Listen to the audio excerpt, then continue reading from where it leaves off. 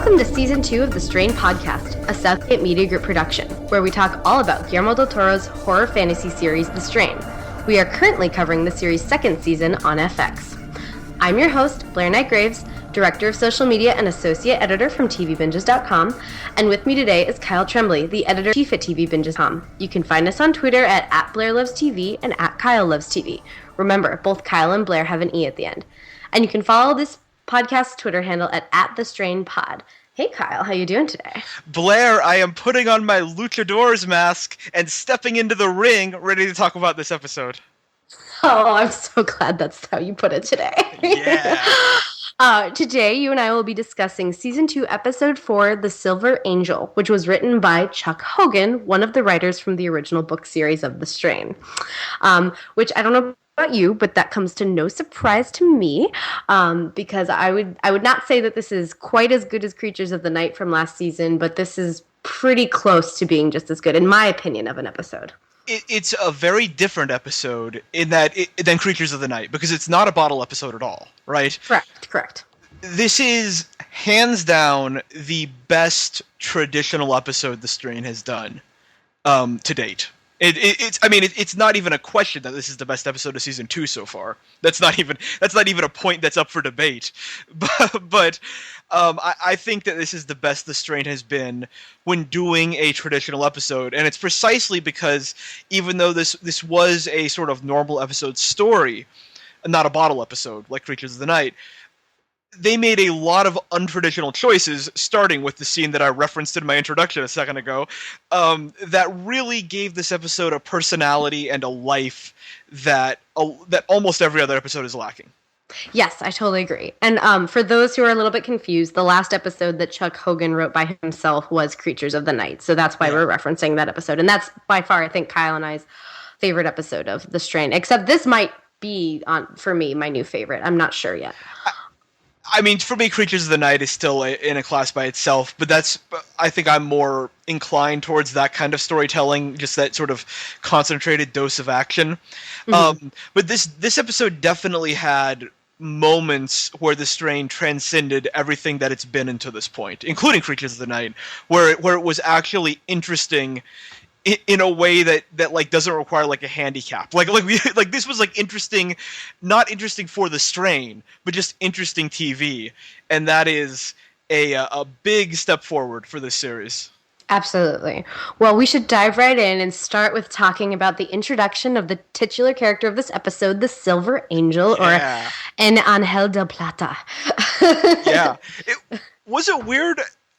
First of all, that intro was so crazy, and we are absolutely going to talk about it. But was it kind of weird that he didn't really do that much for the rest of the episode? Like, he basically just, like, kicked Gus out of the restaurant, or not kicked him out, but urged him to leave. And then, like, Gus recognized him in the alley, and that was that. Like, I thought something was going to happen, but... No, I don't think it's that weird, but again, I would like to go ahead and say that this episode, although very different from the actual books from The Strain, I am incredibly well informed about how these characters interact with one another based on the books. Okay. So for me, that was very natural, and that's how I would have liked to have met him. Yes. See, I have no idea who this character is. I didn't know he was a thing. To me... That's what I loved so much about the first 5 minutes of this episode, the cold open, essentially, is that this is literally true, I thought my FX was messed up and I wasn't watching The Strain. Like, I actually, like, changed the channel and then back and checked the guide channel and was just, like, flummoxed by what was happening. Because The Strain never does things like this, right? They never open with 5 minutes of, like, 1950s black and white luchador movie footage. Like, that's the word I use on Twitter, that's insane. And for my money, in my opinion, that sequence is the single best thing The Strain has ever done. I totally 100% agree. Good. Yeah, that's it, right? It was interesting in a way that The Strain has never been. It drew me in. It set me on my heels in a way that The Strain never does, because even when The Strain is at its scariest, it tends to be scary in a kind of predictable way. You know, monsters, roar. It's like this was this wasn't scary, but it was so weird that it almost became scary. It's like, what is going on? Like, did we just go back in time? What's happening here? And I just loved it. Well, and it was very interesting artistically, I'll say, as somebody who works in the video and film industry, that they made it, the word is diegetic. It's when something exists within, like a piece of media exists within the world of the character. So the way that it's fast forwarding and rewinding, and the way that that the character is interacting with that footage makes it that much cooler. Like, not only is it done in this really cool, campy, beautiful black and white cinematic way with like really campy special effects, like when he takes out his crosses and he puts it on a guy, and then clearly there's just a marker on the guy's chest instead of real burns, because like, of course they didn't have the ability to put burn makeup on somebody in a cheap luchador film. Of course. But then just the way that it interacts with the character, first you're a little confused about what's going on. It was just really lovely. And I would say, as a book reader and as somebody who, Angel is one of my favorite characters from the books. He's a very quiet character. He's very soft-spoken. He doesn't do a lot. But when he does stuff, he does everything with purpose, and it's all based off of this history of him. But you don't ever visit his past that way in the books. Mm-hmm. He talks about the incident where his leg got broken on camera. Like, that's something that he talks about over and over and over again. But for the first time you meet him, for you to see that happen and see, like, this is the direction his character is going to go for the rest of the series, is, I think, a really great and wonderful way to introduce him, because then you're not having any questions when you meet this guy who's limping. Instead, you're like, right off the bat, you're like, oh yeah, he broke his leg and he could no longer pretend to be a superhero. Well, the show has never done a better character introduction than that sequence. And it was because it wasn't explainy. It wasn't exposition, but you just see that footage, and then you see him get up and hobble up the stairs. He doesn't say a word, or he says like one word. He's just like, okay, when the guy tells him his break is over. And you feel like you suddenly know like everything about this guy. Yeah. And he didn't say a single line of exposition. It didn't require a flashback per se, because he was, like you said, it was diegetic or whatever that was. He was watching the footage in the present day. The footage was from the past, which is like really interesting. And it's like we didn't have to dress up someone like Angel from 50 years ago, you know? It's like, which we'll get to the problems with that later on. But it's like, wow, like that was so creative and such a ballsy way to start an episode and to introduce a character who seems like he's going to be a major player going forward. And as we found out, a way to inject some intrigue into Gus's world right now, since all of his vampire friends died very suddenly and almost immediately after being introduced. So Gus kind of needs a purpose, and I enjoyed the Gus scenes of this episode, and I'm very, very excited about this plot going forward, and feel like it's just the way that they handled the introduction of this character is a huge step forward for the Strain. Yes, I agree. But I'm also a little bit concerned, because it feels like the only time that we do this really great character work is when we have Chuck Hogan at the helm. Right. Because Dutch Velders was the character I think that you really got to know in Creatures of the Night. You got to see her as a sympathetic character for the first time. And that character had already been, the well had been poisoned on that character beforehand. It's that if we had just been meeting Dutch in that episode, I feel like we would have very different feelings about that character. But we had known her prior to that episode, and therefore, even though that was a great episode, it could have been even better if we had not seen that character before the episode. Like here. Yes, exactly. Like, Chuck Hogan introducing Angel, I think, is the best way that you can introduce Angel. It's the best way for that character to have the impact that he's going to need to have for the rest of the series. Yes. Can we talk about the very next scene in which Fett is driving the bread van and Creedence Clearwater is blaring, and F is like this freewheeling cowboy? What is going on? The Strain is suddenly fun! I know, it was fun and exciting, and I kind of felt like the characters were doing what they should be doing. Because we talked about this last week, where they don't ever just have fun. This is so funny. You and I always address things that they fix the week after. I know. It's almost like they're professionals. At least have some idea what they're doing. Exactly. They recognize their pitfalls, and then they correct their behavior. But yeah, it was fun to see the group together, being quippy, doing silly things, hunting vampires that are going off into a nest, going on a mission as a group, and as you said, like playing music that they clearly spent a lot of money on that music license, which is why it played for so long. They got their money's worth. They got their money's worth. And getting a lot of cool vampire work too, a lot of good special effects makeup work. It was fun. It was exciting, and it was a group activity, something we've really been lacking. We've just been going off on these double missions, 2 people here and 2 people there. Yes, I can't stress enough how important the music was to that scene, because that's an overplayed song. I mean, everyone knows that song, and it's not like any like brilliant musical choice or something.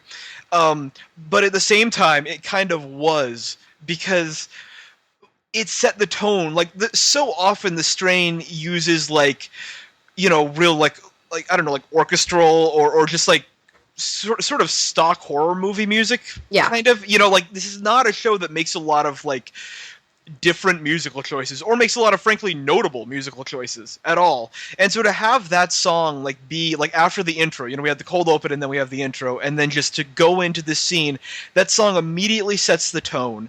It sets that this is going to be a fun scene, and that we're not in that scene. Based on that musical cue, we're not being asked to worry about the lives of these main characters, right? And that's what the Strain is always doing. It's always asking us to fear for the lives of the main characters, which is where it derives the horror from, allegedly. Except no one's really worried about their lives, and so it's not scary. When you have a music, when you open a scene with music like that, and Fett seems to be having a great time. We're going to talk about Fett later, because I have some theories about him. But it's like it immediately like is a cue to the audience, like, okay, you can chill for a second. We're not going to kill anyone in this scene. We're just going to have a good time and advance the plot. And it's like, thank you. Like I need more of that. And this episode, starting with it, was so great, and just like set the sort of campy tone in a way that is more pronounced. I feel like a lot of times the Strain kind of accidentally sets a campy tone. Here it was very much intentional, which I appreciated, and that scene was like, I really like, between that and the Luchador opening, I was like, I felt like up was down, down was up. I was staggering around. I was just confused by what was happening. So you were the vampire that they were trucking over to the nest. I gotcha.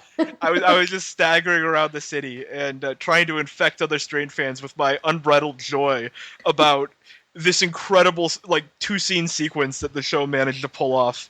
Yes, no, you are right on the money. That it was so enjoyable, and I think it set up the missions that the characters would later go on to be acceptable missions. Yeah. It set up an entire episode, and instead of just being like, oh, we're out for no reason, which seems to be a lot of what's been happening this season. Oh yeah. We don't really understand why. We know they're looking for the Oxydomin. The Tuxedo Ramen, yes. Yes. Yes, they're looking for the Tuxedo Ramen, but they don't seem to have any clear direction. They just seem to be wandering around helplessly, or going and finding people and torturing them. Yes, right, yeah. Well, I think I made this comment in our first episode of the second season of this podcast, which is that the Strain sort of gets from plot point to plot point with like sticks and glue, basically. This show has a lot of trouble introducing story elements and like giving the main characters a reason to be doing what they're currently doing. Like they pay lip service to it, but they usually don't do it well. And I think one of the big reasons what you're getting at is what's so impressive about this episode is that, unlike Creatures of the Night, which was very much a self-contained bottle episode that really didn't affect anything going forward, right? Like I mean, not like from a plot perspective, but just like that episode seemed to exist kind of out of the timeline of the series. It could have happened at any point. It just seemed like that was just like an action set piece, basically. But this was actually an episode of The Strain that advanced the plot, that advanced the characters, and they just did it better than they normally do. And that's what I think is really heartening about this. Yes, I totally agree. But it wasn't just the one mission from the get-go. The entire episode was cohesive in that way. Like, I would like to bring up the Justine Feraldo bit where she's on the news, and Fett and Nora establish that there's now a curfew And then that is set up, and then that is executed later. And the show does a very poor job of doing that normally, but it did a very good job, very clever and subtle job here. It wasn't over the top or big. It was just a small moment with people taking showers and eating snacks while they watch the television. Yeah, and on that subject, just there's like little things too, and one of the big issues with The Strain is that it often misses the little things, the little details that would make this world feel more real. And just like, and I know we saw it in the previous episode, but there's something about Nora, or was it Nora?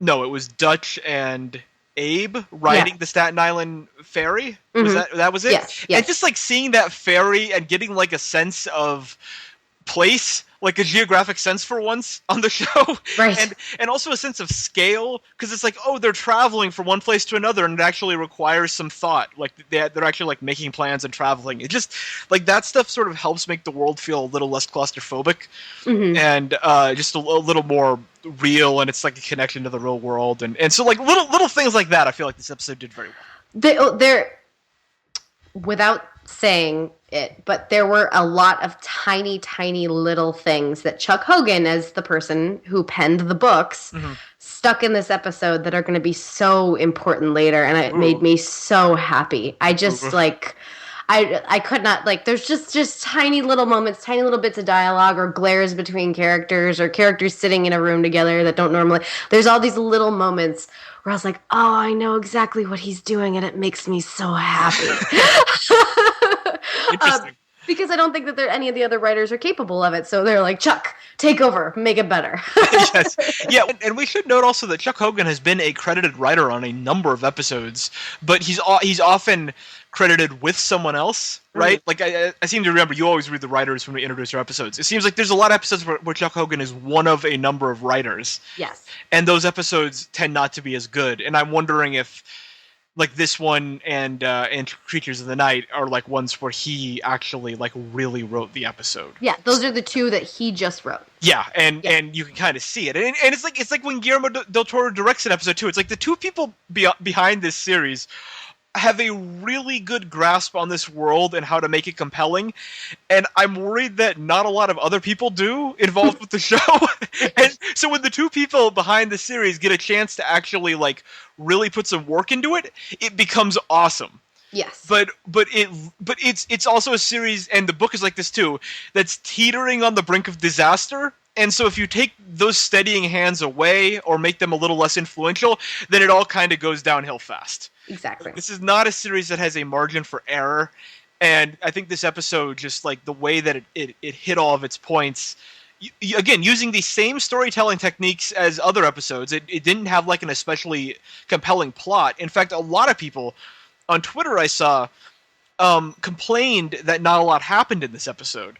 And like Strain fans, not just like people like me who complain about the Strain. And I mean, look, everyone's entitled to their own opinion. I'm certainly no more qualified to give mine than anyone else is. But what I would say is, man, if you're still watching the Strain and like thinking like, oh, what's gonna happen next? What's gonna happen next? Then more power to you, because what this series needs to be doing right now is exactly what it did this week, which is figure out ways to be interesting and to make this world interesting, and that's it. Yeah. Yeah, and I actually, and this might just be the way that I watch television, and frankly, probably the way you and I watch television, which is why you and I can talk about it so much. Sure. But like for me, it's all about the little things adding up to big moments, and it's not about just random slash and burn of vampires. Like I that just shocks me because, I was watching it with friends last night, and there was the part where the vampire nest gets infected by F and Nora's successful experiment, and then the vampires are all jumping from the roof. Yeah, was one of the best things the Strain has ever done. It was like a good M. Night Shyamalan movie. Yes, exactly. That's what everybody kept saying. I don't know what you're talking about. You're not. You keep talking about how you're in the film industry. I feel like you should know this. No, I gave up on M. Night, okay? What? I see like one movie every 2 years, and I know this reference. No, I saw the commercial for The Happening. I know the reference. Okay, but I never saw The Happening, so I don't have the full reference. I didn't either. But like that, not just because it was a really cool scene, not just because it was cool to see bodies flying, to the ground from the top of the thing, but because so much buildup was buildup of this tension of this terrible material that had come before, where it finally pays off. That them kidnapping and holding this man against his will from the previous episodes pays off into something that's actually, like, you can almost say, well, that justifies the terrible thing that you've done. Yes. And that's beautiful. And so for people, that shocks me for people to say that this episode bored them, because it's like, but we followed through with the plot. Right. Yeah, no, I think a lot of those comments came from the Luchador intro, which I feel like people who are very, very committed to the strain, just as like kind of like a CW show almost, where you're just sort of waiting for what's going to happen next. That obviously came out of left field, and probably some people did not like that. And I understand that. I think anything that's really good on TV is going to be something that a lot of people don't like. And so, you start at that point, and then the ball sort of gets rolling. But I mean, I'm obviously with you. I think a lot happened in this episode, and it was just done in a much more subtle and convincing way than the strain normally does it. Really. Yes. So, yeah. Right. Well, even, I'm just going to list all the things where things were subtle and then they paid off. When Palmer is having the meeting at the financial summit, and he's like, okay, we're going to get the economy back on the ground. And then we see the world from the view of newscaster. Right. We aren't watching it just as a bystander. We aren't watching it as Fett or Nora or anybody. We're watching it as a newscaster, as Bolivar and the vampires come and kill the most influential financial people in the entire world on camera, therefore, like, completely destroying the world's economy. Like, well, I think just New York's economy. Or New York's economy. Yeah. Well, I think it was the most powerful bankers in New York. Okay. But go on. It was a very diverse group, so part of me thought, it's the whole world. Yeah. Listen, I'm not the one to go to for specific plot details, but I still think we're stuck in New York. I don't think it's gone worldwide yet. All right. But still, it's like, they're getting everything back on. Point stands. Yeah, and then to have that completely obliterated, and then for there to be, they're talking about the chaos in the streets, and people are going and emptying their bank accounts, which is hilarious, because money doesn't mean anything during the apocalypse. Sure. But, like, it's all of these little moments that, like, that's a terrifying moment, but I could understand watching it where you'd think, that wasn't that action-packed, because of the perspective that you're watching it from, because nobody is getting killed except for people by the vampires. And what I love is that this appears to be the first time a newscast has ever captured the vampires, which is utterly perplexing. Because they've been around for a while now, and they don't seem to move stealthily. I feel like we've had numerous scenes in which they've just killed people in the middle of the street. You would think that the news crews would have been on it, and that the reporter wouldn't have been like, there are protesters attacking the bankers. It's like, no, those are vampires. You've seen them. They're on the streets every night. And Justine Feraldo did a newscast where she took the heads off of people. Like, that was broadcast somewhere as well. The world is still utterly perplexing with regards to what they know about the apocalypse. That's not going to get fixed in one episode. Honestly, that's never going to get fixed. That ship, like the Staten Island ferry, has sailed. Well, actually, one of our fans on Facebook. Well, by the way, everybody, we now have a Facebook page. You should go and like it. One of our friends on Facebook and also on Twitter, named Scott, actually sent us a couple of images that I've retweeted. If you all want to go look at them, where like the scrolling text underneath the newscast is all about like eBay and using the internet and all this stuff. Yes. And he captioned it like, "Wait, isn't the internet down?" Like, and we had established last season when Zach, in about 30 minutes of hard work, was able to access the internet for a bit. Like, the internet outage is spotty at best and has basically been forgotten by the show at this point. And there's been press conferences happening throughout the series. So clearly, like, TV isn't out. Like, the idea of the world's awareness, New York's awareness even, of this event is just a lost cause at this point, and it's just not going to be fixed. So having said that, that banker scene was pretty cool. Because it is cool to see things that are like legitimately panic-inducing, right? And maybe one would think, given the conditions, given that Justine Feraldo has certainly made everyone aware of the vampires by hanging them in like a public gallows, that maybe the bankers would not exit that conference at night, and maybe they would have some form of protection from the vampires, considering that like Fett and Nora can just sort of walk the streets and not even be concerned if vampires surround them. Like, that's how adept they are at killing them. And yet the most powerful financial bankers in New York are just like casually walking at night. Like, I don't know. It seems like if you had 2 security guards, they could have taken care of all those vampires. But again, aside from all that, super cool scene. Yes. Enjoyed it. I enjoy anything on the show that actually produces panic among like the people who aren't our main characters, because again, the world should be panicking 1,000,000% more, so any panic is good. And it was really cool. Yeah, but this actually is a good transition about that panic, because I would like to continue talking about Justine Feraldo for a minute. Let's do it. The spirit animal of our podcast. The spirit animal of our podcast, although I might be changing my mind on that. Really? Why I want to talk about it. You're a Feraldo defector. I am a Feraldo defector. I think, and I just want to talk it out. Sure. My theory is that Justine Feraldo is actually feigning this whole thing and actually, like, with the curfew, rounding up people to feed to vampires. I agree with you. Okay. I agree with you. Okay. It's just too... It's been foreshadowed by her very serious conversation with who was it, the mayor last week. Yes. It's just, I mean, you could tell something's up. She's not a friendly character. She's not a good guy. You could tell. And even though she is behaving in a way that it seems like someone who is rational and decisive would behave, I agree with you. It seems very clear to me that she is in cahoots with the master.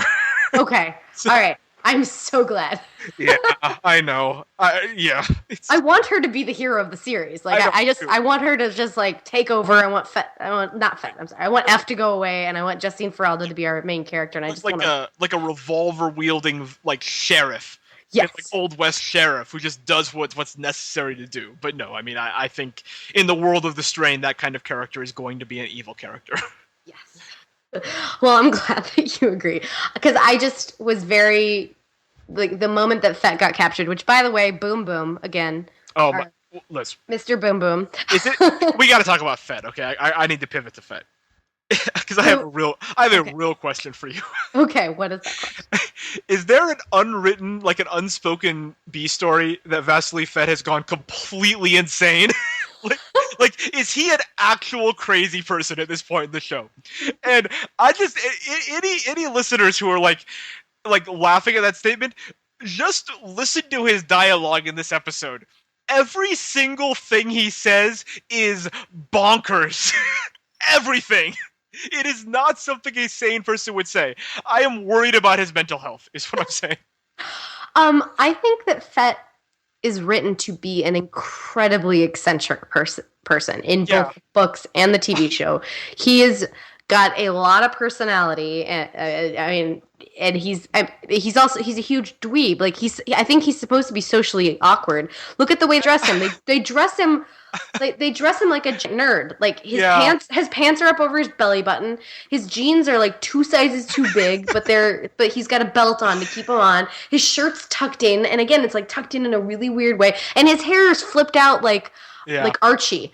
Like he's a huge, like, he's an adorable, very attractive dweeb, but he's a huge dweeb and says stupid things. But he's also like the action hero of the show and was introduced as such. And not like an unlikely action hero, but like a Sylvester Stallone action hero. Like, he is the primary hero of the show. Like, when the show has hero business it needs done, it's Fett who's doing it. Yes. But like, okay, the other thing that's contributing to my sense that he has completely gone off his rocker is that you and I both love Kevin Durant, and we love this performance. He has completely lost his grasp on the accent that he's supposed to be doing, and is now just doing a nonsense accent for Fett. and it's not Russian. He's like I can't even describe the accent that he's doing now, but in this episode it's not a real accent. It's just he is just saying things in a weird way. and anytime he raises his voice, it completely goes away like an English actor playing American. And so that like just all this confluence of the fact that I'm pretty sure he's just improvising things now, because he says boom boom like 4 times an episode, and then in this episode he ended it with meep meep. Like he's losing, this accent has completely eluded him.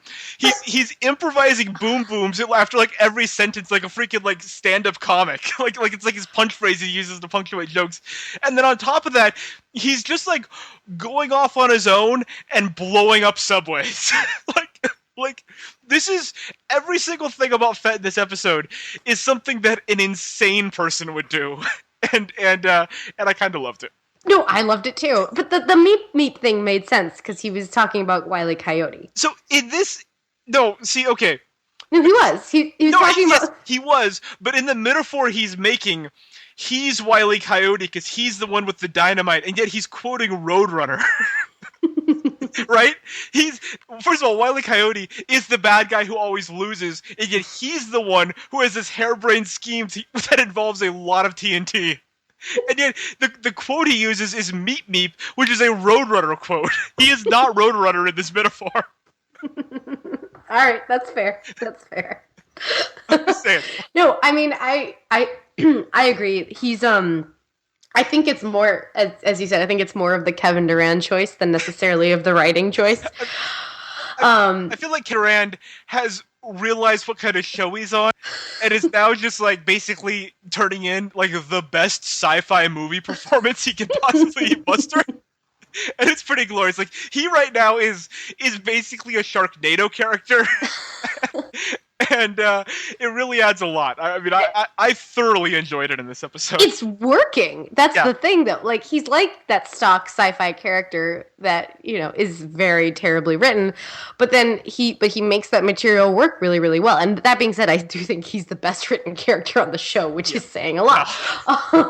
We could argue that. But no, I agree. I think he's definitely giving one of those performances in the best possible way, though. But I think that they're trying. I think that he's also probably getting the direction to be that way, because when they introduced him, as you said, he's more of a Sylvester Stallone. He didn't dress as dweeby as he's been dressing lately. Like, I think they're really trying to like geek him up. Like they're trying to give him that personality. They're trying to make him like the Xander on Buffy, or the lone gunman on the X-Files. Like that super campy character that you really, really, really love. 100%. Yes, that's it. That's what they're trying to do. They're trying to make him the campy character, and it is working. But what's weird is those other characters that I previously listed are not the sexy characters that everybody loves, whereas Kevin Durand is very clearly next to Gus, of course, very, very clearly the man of the hour with all of the viewers who enjoy the male form. Sure. I think this is a more of a reflection on the horror of Corey Stoll's wig, that he cannot be he is precluded from being the sort of object of this of the desires of the people you just mentioned, because he's wearing a ludicrous wig, and no one could possibly find him attractive due to the wig. He's a very good-looking bald man. He's a very good. I'm here to say he's a very good-looking bald man. No, I'm comfortable saying that. I mean, listen, ride or die for bald Corey Stoll, but that wig just ruins everything.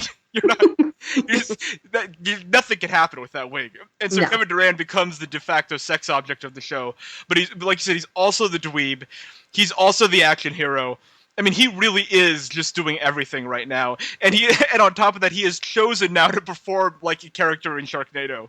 Which, I mean, it really kicked things over the top in this episode. Like, this is the first time when that character has been, like, unhinged. Like, everything about Fett in this episode was completely unhinged from reality, from common sense, from everything. And it was pretty great.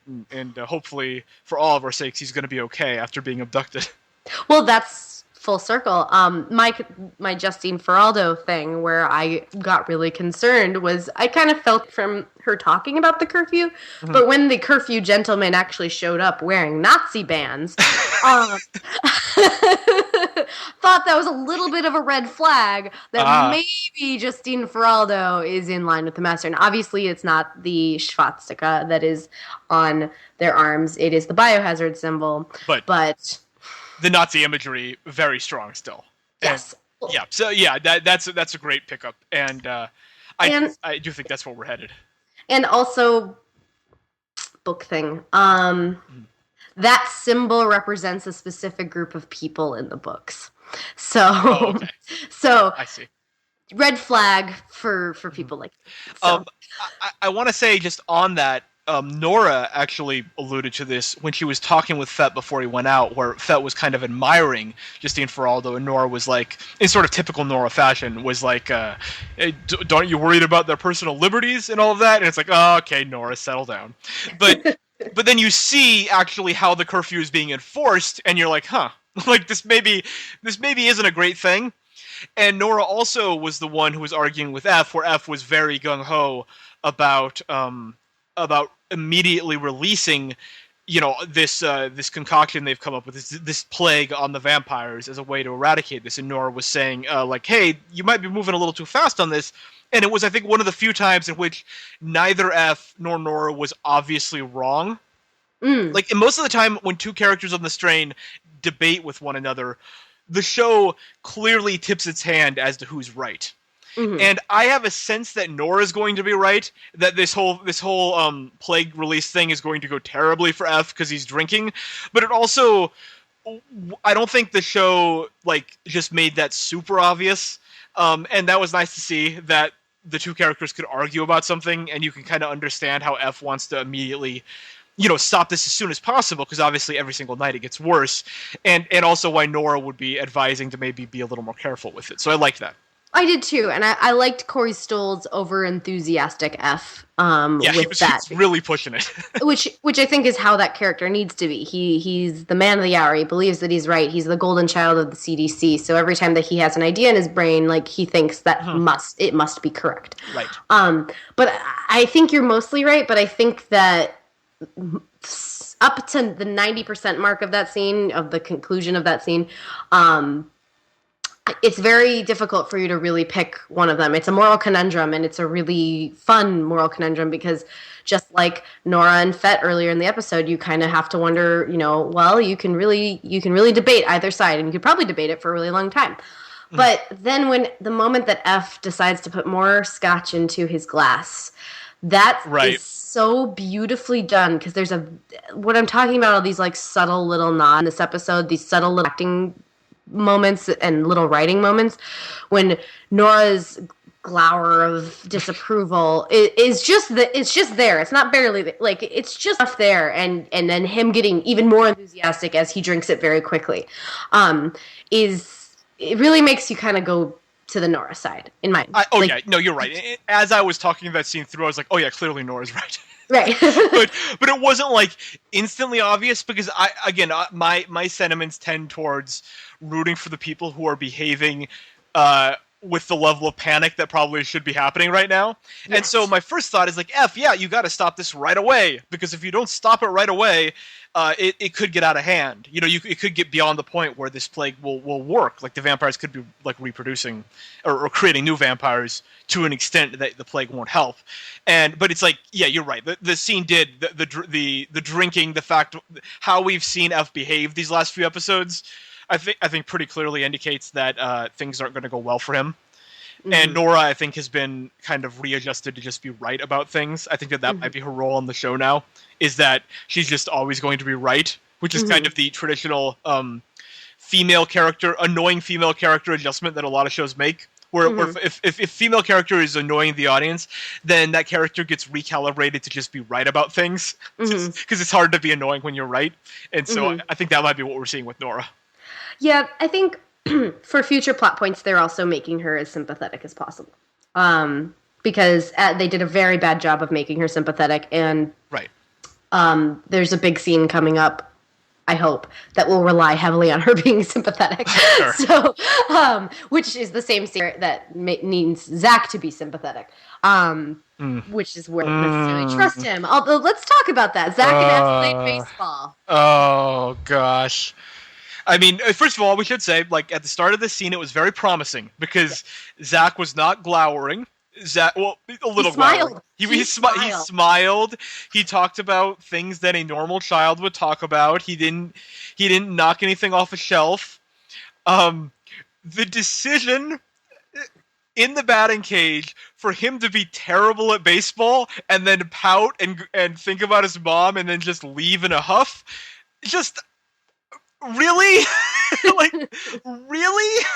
Like, we couldn't just have a happy Zach moment? No. Not one? Nope. Like, oh.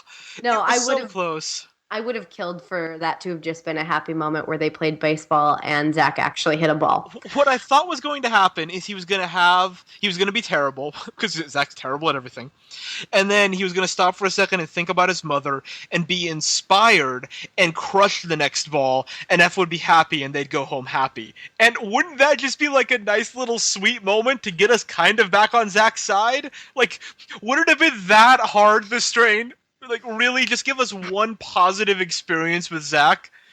But instead, of course, he's terrible, and then he's grumpy, and then he goes home, and we all hate Zach.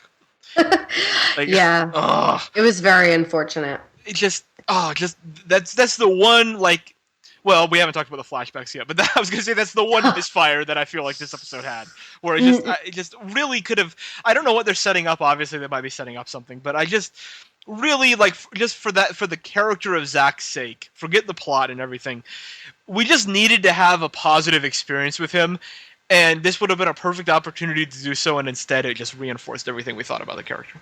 Yep, 100%. You were right on the money. Yeah. But the flashback scene was the worst part of this episode, as you were just trying to say.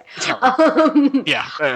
I don't understand that material. I don't understand why we're in Europe and why there's a little boy fighting vampires, and I don't understand why we need to know about Palmer and Eldritch, Palmer and Satrakian knowing each other in the past. I don't feel like it's important.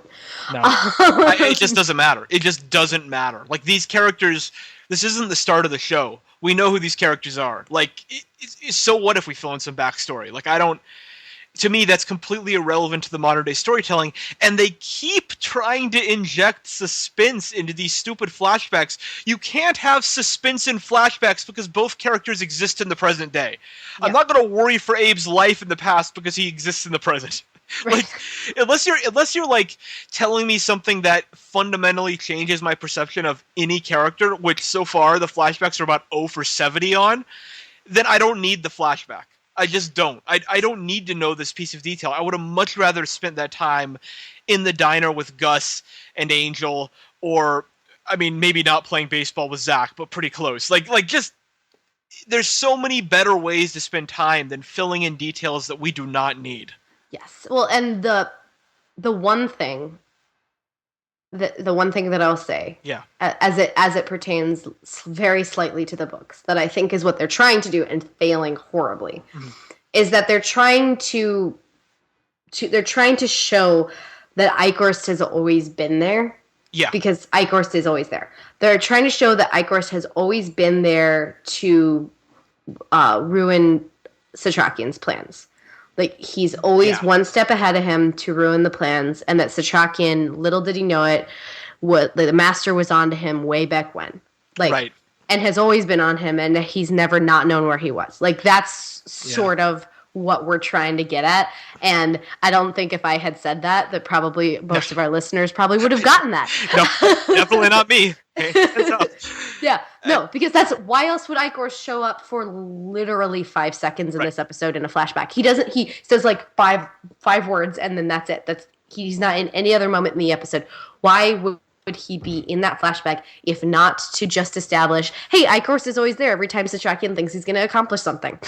Right. No, I'm sure you're right. I'm sure that's the intention, and also it was just providing us with more detail about their relationship and how it all happened. But we've had so many scenes between Abe and Eichhorst. I mean, I'm just thinking like back to season 1, that scene where they were on the phone on opposite sides of glass, like when Abe was briefly imprisoned. They're just we've gone so far with those characters that I've long accepted that they have a past. And I don't need to know what that past is because it doesn't affect the present. Like, it's already just the fact that they have a past is what affects the present, and we've established that a dozen times over. I don't need to know these details. I don't, I don't care. And it's not helping that those scenes, like, again, the makeup and sort of presentation of young Abe is real rough, I think. And that doesn't help. And it's also rushed because it's kind of telling like a complete story, like Abe's got some information and Palmer shows up randomly and then they're off to somewhere, some sort of unspecified location, which I'm sure they said the name of, but who really cares? It's basically just like a vampire lair. And they're talking about the tuxedo ramen, and then the vampire attack. Vampire attack. Child, Eichhorst, done. It's like it's like the most paint by numbers, like.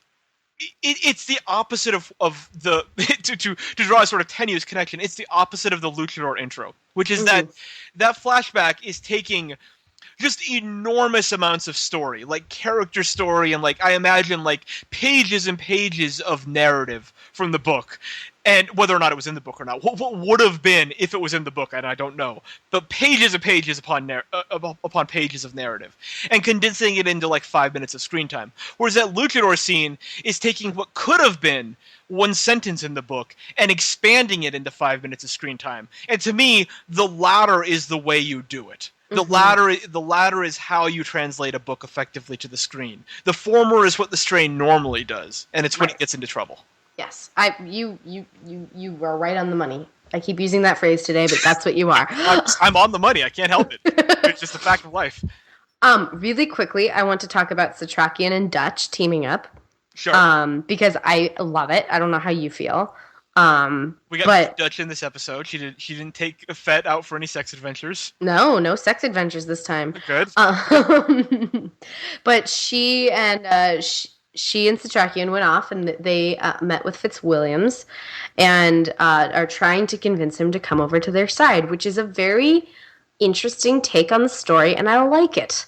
I don't know how you feel about it, but I think the strain is trying to do the same thing with the television show now with bringing more diversity to the cast than it did in the books, because in the books you have Angel and Gus and Nora, and they're all Hispanic characters, and other than that, pretty much every speaking character is white. Sure. Fitzwilliams doesn't have a lot to do in the books, right? So for them to be bringing a man of color into the fold, I think is a really strong choice. I think that actor very well proved last season that he was capable of really subtle material and really kind of delivery, and they decided to use him and to utilize him in a new and inventive way, and I like it. I like there being more diversity in the show, because the books is just so many German people and Ukrainian people. Right. I definitely like the idea of it. What I worry about with Fitzwilliam and what I'm going to need from him is that test that I ran with Nora, is that I'm going to need some adjectives to describe him. Yeah. I'm going to need the show to sketch out who he is, not just what his circumstances are, because you're not a character like in the real sense if your entire character is that you came from a family that was very loyal to Palmer and you gradually came to understand that he's an evil guy and you left. Those are circumstances. That's not who he is. Mm-hmm. And yet I don't think we know a single thing about him beyond that. And that, so if he's, as it seems to be the case, he's probably going to become one of our main cast members. And again, I agree with you that the diversity is a very positive thing for this series.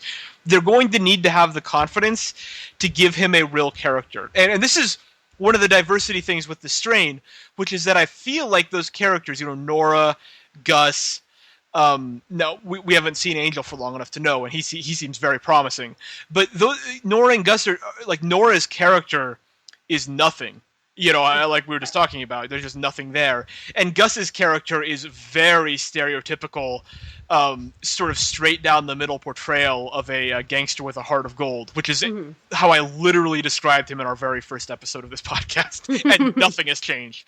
And so what I'm worried about with The Strain is that, yes, adding diversity is good, but I don't know if the show has the confidence to give diverse characters real, like, cutting it, like hard edge personality traits, the way that it does with like F, for example, where they're not afraid to make F negative, for better or worse, and they're not afraid to make Abe cranky, and willing to, take risks with that whole vampire eye serum that he has. Like, I think they're willing to take risks with the white characters that they might not be willing to take with the non-white characters. And so I think that's something worth monitoring. If they're willing to actually draw a real, it's like sorry, nerdy video game reference incoming, but it's like Mass Effect 2, the Jacob character. Yeah. The only African American character in the cast has absolutely no personality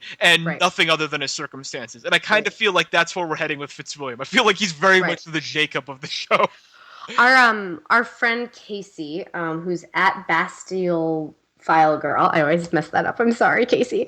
Our friend Casey has pointed out multiple times on Twitter, specifically about Fitzwilliams, but I think applies to all of the people of color on the show and many of the women on the show, that there's a lot less writing them as characters, like you're talking about, and a lot more writing them as being able to be victims of microaggressions by white people.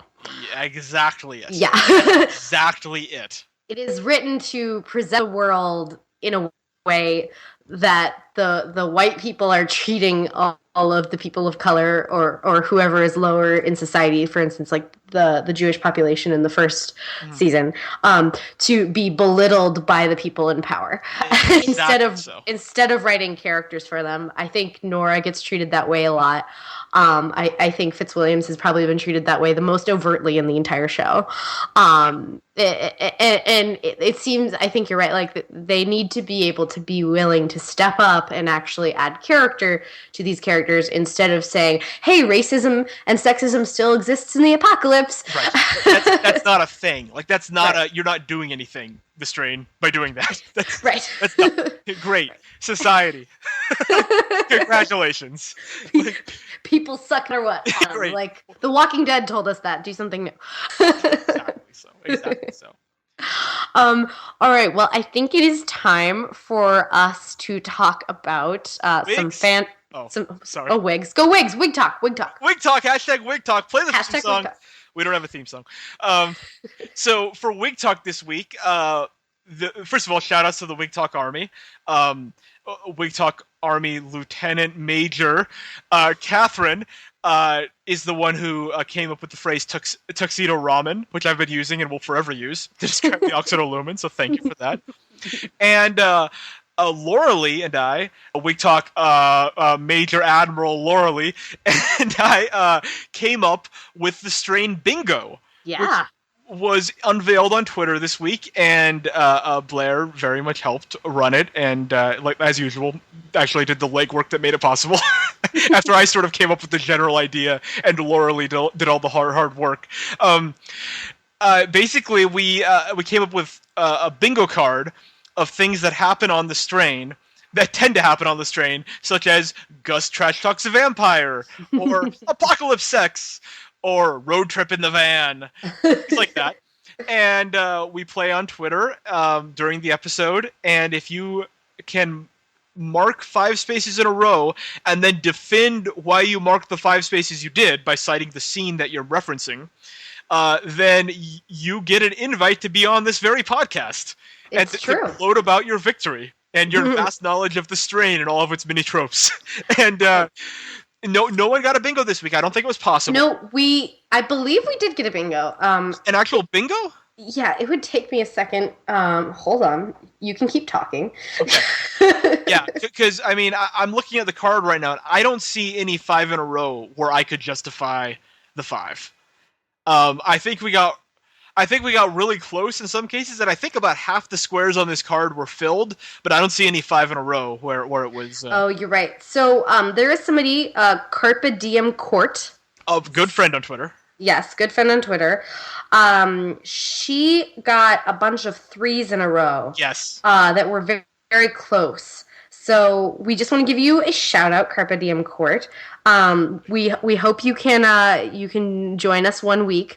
But yes, that's how it goes, everybody. Just so you know, we'll be putting out this card. We might make a couple adjustments here and there depending on new tropes for the show. Sure. But you will be invited to come on and talk to us for a couple of minutes about what you thought of the episode, and to tell us if you have any other thoughts that you want us to be able to talk about that we don't necessarily think about.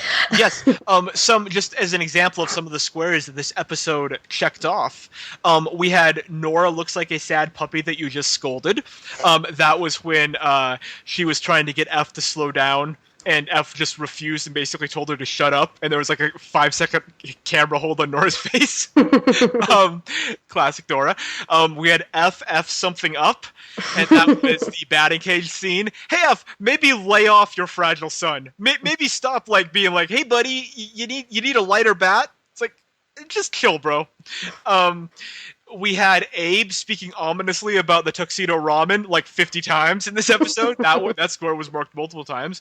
We had Gus trash talking a human in his initial interaction with Angel, Which, by the way, Gus can trash talk a human and he can also trash talk a vampire. Those are 2 separate squares. Back to back on the board. We came very close to him trash talking a vampire with his conversation with his own mom. He didn't really do any trash talk there though. So my official ruling on that is that he did not trash talk his mother, or the master through his mother. One more. We had. Fett does something badass. We did have Fett does something badass. He blew up a subway. Classic Fett. And we also had a road trip in the van. Mm-hmm. We had Boulevard to place a stinger. Yeah. So I mean, a lot of scores. There could have been 5 in a row. There was we had probably half this board. You could make a case for. We had the feelers, but they just didn't line up this week. I'm very confident that at some point this season someone will be able to call bingo. I am too. And be invited on this podcast. So that is really all we want. I would like to also put it out there that Scott, who we brought up earlier, who was sending us all those awesome memes where he was writing about why did this happen, Scott created 2 of his own bingo cards. So we will probably be posting those and crediting him if you want to play with that bingo card. But look out, we will always tell you which is the official bingo card. I think his may be more retroactive in that they have squares for what happened in the previous episode, and they are very funny, and you should check them out. But ours is more like Lauralee and I. What we were going for are things that constantly happen on the train. Yes. That could be just applied throughout any episode. Yes. But thank you, Scott, for sending in your own bingo cards. We really love that. We love it. And if any of our podcast listeners have any art projects they're working on or any ideas for such things, like us on Facebook and post in our Facebook group. Yeah, we'll be happy to share it on our Twitter. We'll be happy to share it in our Facebook group. I talk about it on the podcast.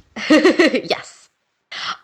We got some fan mail, which was pretty wonderful this time around. Would you like to take yours first? Yeah, we just had a nice little email from Julie, who thanked us for our podcast and talked about how much she likes the strain and how much she enjoyed it.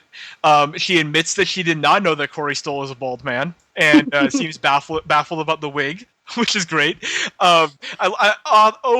To be so innocent.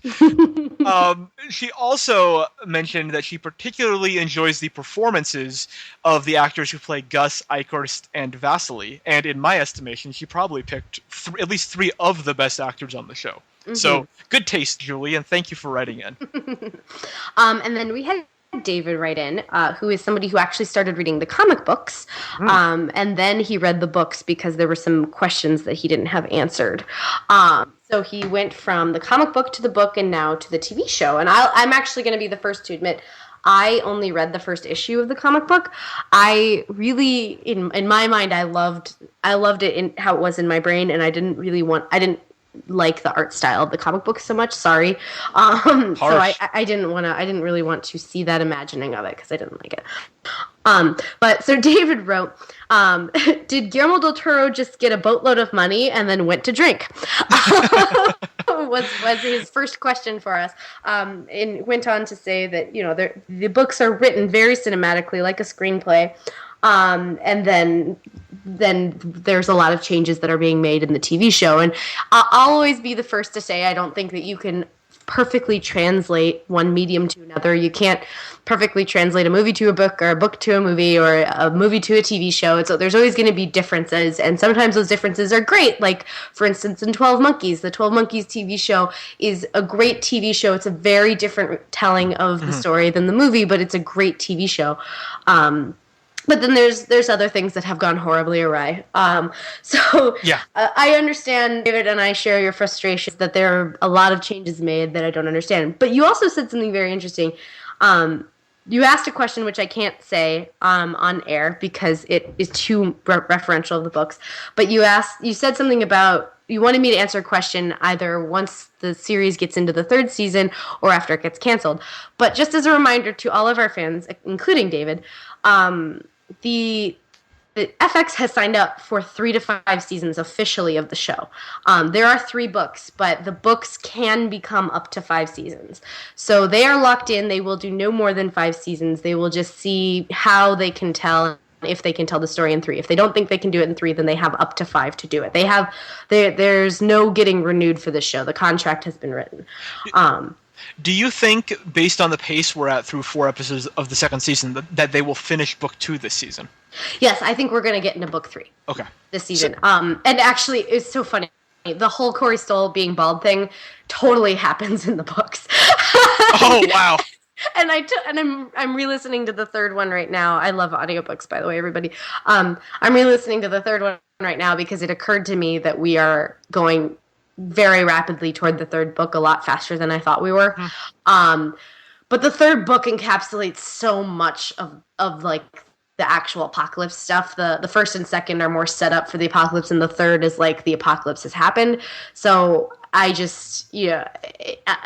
think we are very, very, very likely to get to the third book probably by episode 9. Okay. Just based on the setup. That being said, I'm still waiting for that scene. That scene I talk about in every episode of the Strain podcast. That you brought up in our pilot episode of the podcast, and have discussed in most episodes since then, since you thought it was in season 1. We are 19 episodes into our podcast, and I keep bringing this up. You're lighting the candle every night, just waiting for this scene. I'm praying to Guillermo del Toro and Chuck Hogan to deliver it to me. Yes, this is the same way I feel about Corey Stoll's wig going away. I'm just lighting candles, waiting for it. I've written some poetry to commemorate the event when it happens. which you will certainly read on the air, and we're all waiting for it. Yes, and by the way, that was not a joke I have, and will. Oh, goodness. All right. Well, do we have any other news? Except everybody go like our Facebook page, The Strain Podcast. Super simple. It's facebook.com/The Strain Podcast. Send us your thoughts there. Send us your fan art. Send us ideas for bingo so we can put them in. Yes, please. All right. This wraps up our 19th episode of the Strain Podcast. Before we go, I want to mention a few things. You can download and subscribe to our podcasts on iTunes, Stitcher, and SoundCloud. You can also hear all of our podcasts at our website, southgatemediagroup.com. Please subscribe to the show and also rate us. Follow the show on Twitter at @TheStrainPod, and Kyle and I at KyleLivesTV and @BlairLivesTV. Remember, both Kyle and Blair have an E at the end. Send us your fan mail at thestrainpodcast@gmail.com. Check out our website, tvbinges.com, to join in our monthly binges and create your own. Thanks again for tuning in, and we'll see you next week.